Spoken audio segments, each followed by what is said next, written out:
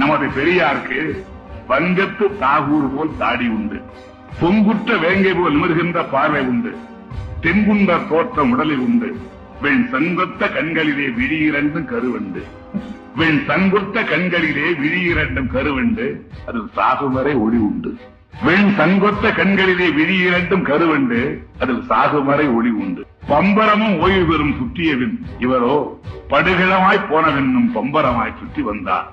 எரிமலையாய் சுடுகடலாய் இயற்கை கூத்தாய் எதிரிகளை நெடுங்க வைக்கும் இடி ஒலியாய் இன உணர்வு தீப்பந்த பேரொழியாய் இழிவுகளை தீர்த்து கட்டும் கொடுவாளாய் இறைவனுக்கே மறுப்பு சொன்ன இங்கர்சாலாய் எப்போதும் பேசுகின்ற ஏதர்சனக சாக்ரட்டீசாய் ஏதென்று கேட்பதிலே வயதனெஞ்ச வாழ்க்கையராய் எந்தெந்தை பெரியாரும் வாழ்ந்துட்டார்.